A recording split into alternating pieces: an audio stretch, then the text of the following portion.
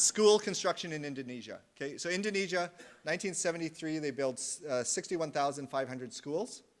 Okay, biggest school, 61,807, I have it exactly there. Biggest school construction project ever of its kind.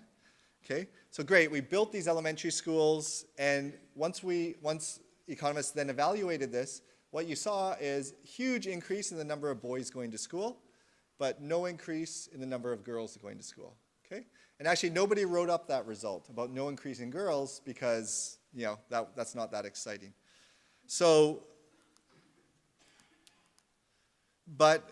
this is in a paper with a few co-authors. We went back, revisited this, and it turns out the no effect on girls masks a huge amount of heterogeneity.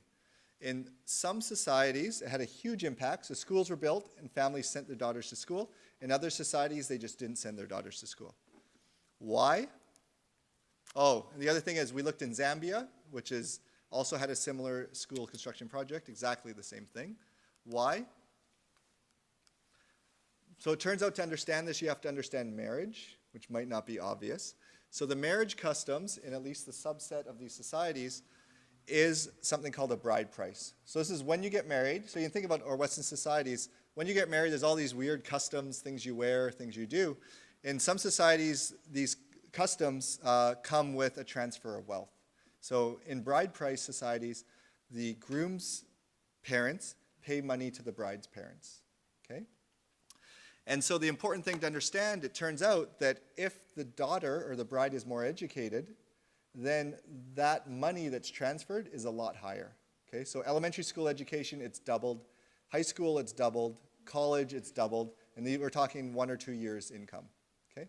So in bride price societies, parents basically realize, oh, there's a school down the street. I can send my daughter to school. If I do, right, I'll get this amount of money 3, 4, 5, 10 years down the line. Non-bride price societies, they didn't have this extra monetary incentive, and it's costly to send your daughter to school. She could be helping out, and so they didn't send it. Okay? So the important thing here for policymakers, and so this is just some data.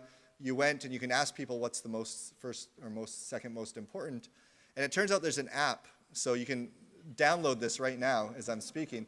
Lobola is the word for bride price used in southern Africa, or the southern part of the continent of Africa.